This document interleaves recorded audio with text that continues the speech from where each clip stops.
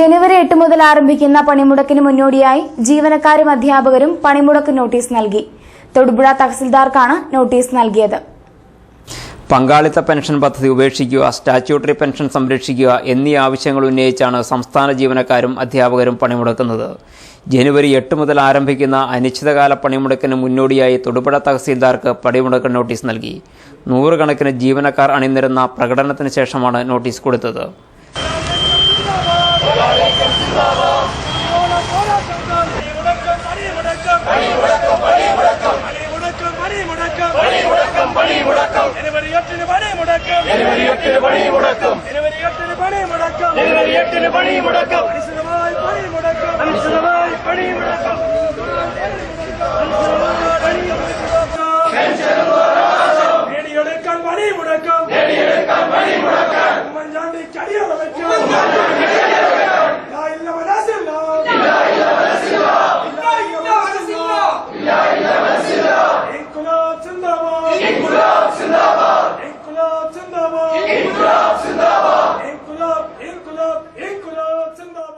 ഇതോടനുബന്ധിച്ച് നടന്ന യോഗം NGO യൂണിയൻ സംസ്ഥാന വൈസ് പ്രസിഡന്റ് TC രാമകൃഷ്ണൻ ഉദ്ഘാടനം ചെയ്തു.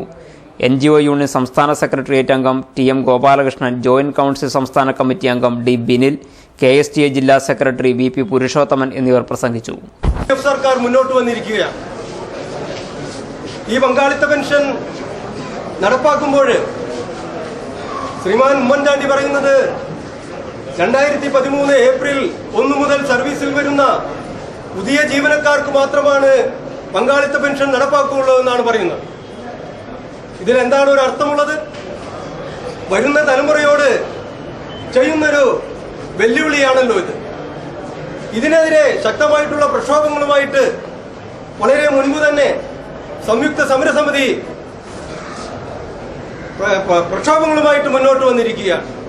ഇതിന് പറയുന്ന ഒരു പ്രധാന കാരണം 2001, 2002 അപേക്ഷിച്ച് 2011-12 കാലഘട്ടത്തിൽ പെൻഷൻ നൽകുന്നത് 4 ഇരട്ടിയായി വർദ്ധിച്ചിരിക്കുന്നു, സാമ്പത്തിക ബാധ്യത വർദ്ധിച്ചിരിക്കുന്നു എന്നാണ്.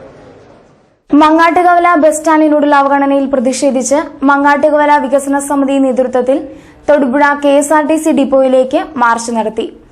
KSRTC ബസ്സുകൾ മങ്ങാട്ടുകവല സ്റ്റാൻഡിലേക്ക് അയക്കാത്തതിൽ പ്രതിഷേധിച്ചാണ് മാർച്ച് നടത്തിയത്. വിവിധ സംഘടനാ നേതാക്കൾ സംസാരിച്ചു.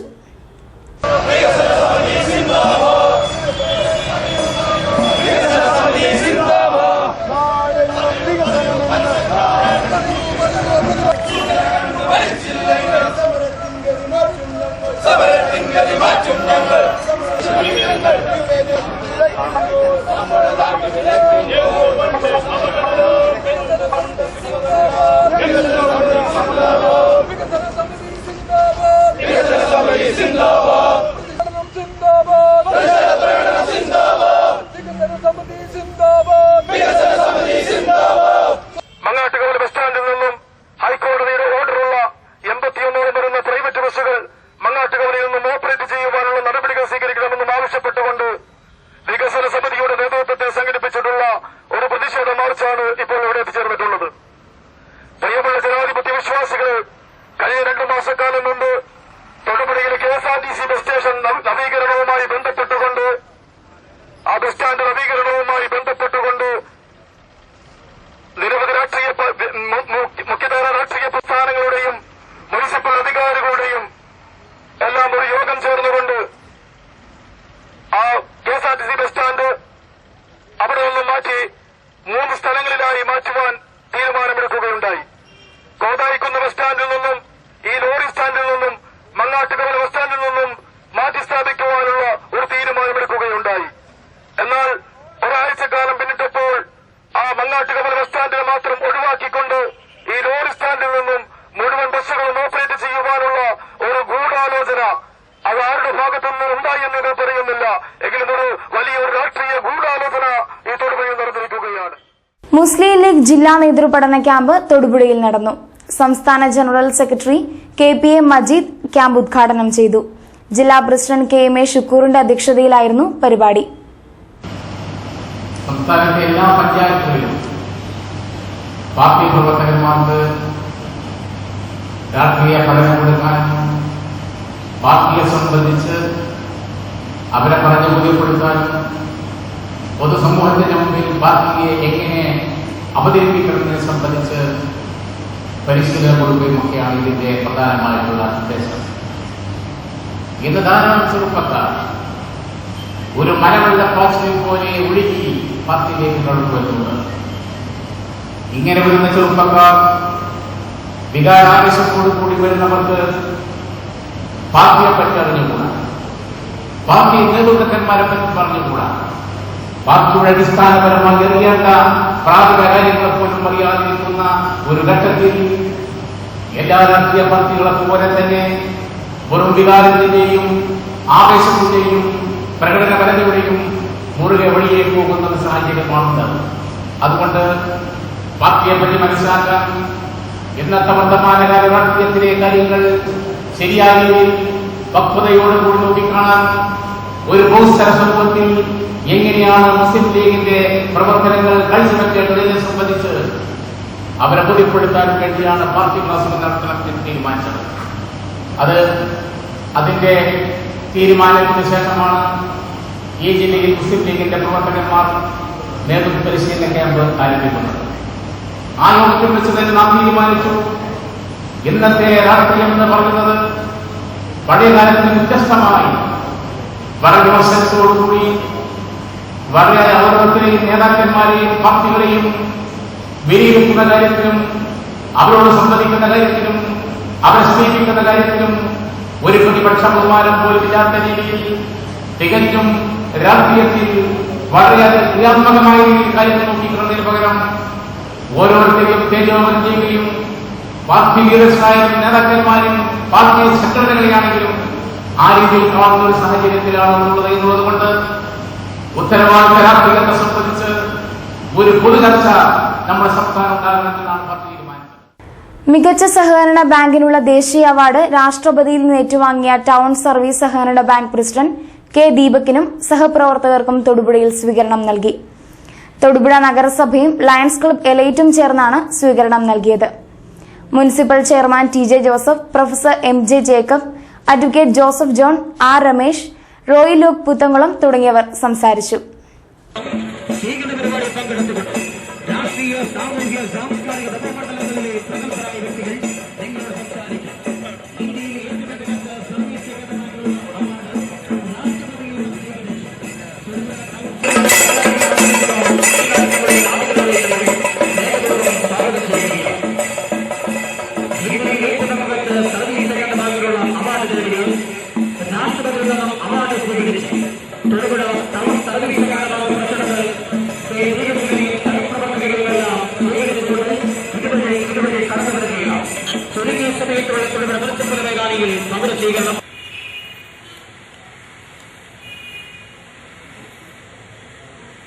Babu George municipal councillor, Shri Rody Sebastian municipal councillor, Shri Shaju municipal councillor,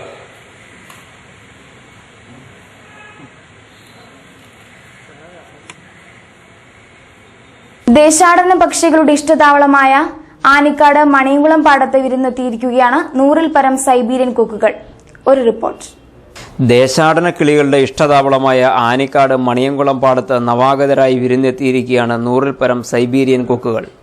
ഒരാഴ്ച മുമ്പാണ് വിസ്മയക്കാഴ്ചയൊരുക്കി ദേശാടന പക്ഷികളായ സൈബീരിയൻ കൊക്കുകൾ പാടത്തെത്തിയത്. പുലർച്ചെ മുതൽ വെയിൽ കനക്കുന്ന സമയം വരെ ഇവ കൂട്ടമായി പാടത്തുണ്ടാകും. എന്നാൽ ഉച്ചവെയിലാകുന്നതോടെ മിക്കവയും സമീപത്തുള്ള മരങ്ങളിൽ വിശ്രമിക്കുകയാണ് പതിവ്. ഇപ്പോൾ കൃഷി ഇറക്കുന്നില്ലെങ്കിലും ജലസമ്പന്നമായ പാടത്ത് പലയിനം പക്ഷികൾ ഋതുഭേദങ്ങളനുസരിച്ച് വിരുന്നെത്താറുണ്ട്. എന്നാൽ ആദ്യമായാണ് സൈബീരിയൻ കൊക്കുകൾ എത്തുന്നതെന്ന് നാട്ടുകാർ പറയുന്നു. അന്യദേശക്കാരായ പക്ഷിക്കൂട്ടത്തെ വേട്ടക്കാരിൽ നിന്നും സംരക്ഷിക്കുന്നതിൽ നിതാന്ത ജാഗ്രതയിലാണ് നാട്ടുകാർ. സൈബീരിയൻ കൊക്കുകളെ ഞങ്ങൾ ഇതിനു മുമ്പ് ഇവിടെ കണ്ടിട്ടില്ല.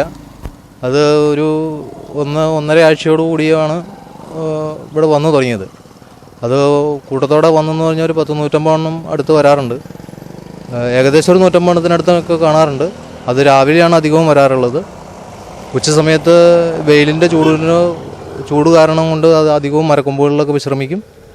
അതിനുശേഷം വൈകിട്ട് വീണ്ടും പാടത്ത് കാണാറുണ്ട്. പക്ഷികളെ പിടിക്കാൻ വേട്ടക്കാർ ഇറങ്ങിയിട്ടുണ്ട് എന്നൊക്കെ. എങ്കിൽ പോലും ഇവിടുത്തെ നാട്ടുകാർ ജാഗ്രതയായിട്ട് ശ്രദ്ധിക്കാറുണ്ട്. സൈബീരിയയിൽ നിന്നും കാസ്പിയൻ മേഖലയിൽ നിന്നും ശൈത്യകാലത്തെ അതിജീവിക്കുന്നതിനാണ് ഇവ ഭക്ഷണസമൃദ്ധമായ ഉഷ്ണമേഖലാ പ്രദേശങ്ങൾ തേടിയെത്തുന്നത്. രാജ്യാന്തര യാത്ര നടത്തുന്ന കൊക്കുകൾ യാത്രാമധ്യേ ഇറാനിലും അഫ്ഗാനിസ്ഥാനിലും വടക്കൻ പാകിസ്ഥാനിലും താവളമടിച്ച ശേഷമാണ് ദക്ഷിണേന്ത്യയിലെത്തുന്നത്. യാത്രാവേളയിൽ വേട്ടയാടപ്പെടുന്നതുകൊണ്ട് ഇവ വംശനാശ ഭീഷണിയിലുമാണ്. കണ്ണൂരിലെ കാട്ടാമ്പിള്ളി, കോഴിക്കോട് ജില്ലയിലെ കടലുണ്ടി, കുമരകം, പാതിരാമണൽ, അമ്പലമുകൾ എന്നീ മേഖലകളിലാണ് സൈബീരിയൻ കൊക്കുകൾ ഇഷ്ടതാവളമായി എത്താറുള്ളത്. പരിസ്ഥിതി നാശവും തണ്ണീർത്തടങ്ങളുടെ ശോഷണവും മൂലം പുതിയ താവളം തേടിയെത്തിയതാവണം ഇവ മണിയംകുളം പാടത്ത്. മാർച്ച് മാസത്തോടെയാണ് ഇവയുടെ മടക്കയാത്ര ആരംഭിക്കുന്നത്. All Kerala beauticians association Idukki ജില്ലാ കമ്മിറ്റിയുടെ നേതൃത്വത്തിൽ ബ്രൈഡൽ മേക്കപ്പും ഹെയർ സ്റ്റൈലിംഗും സംബന്ധിച്ച ഏകദിന സെമിനാർ നടത്തി. ഉപാസന ഓഡിറ്റോറിയത്തിൽ നടന്ന ക്ലാസ് പ്രശസ്ത ബ്യൂട്ടീഷ്യൻ അന്നമ്മ ജോസഫ് നയിച്ചു. ബ്രൈഡൽ ബൊക്കെ, ക്രൗൺസ് എന്നിവയുടെ പ്രദർശനവും ഉണ്ടായിരുന്നു.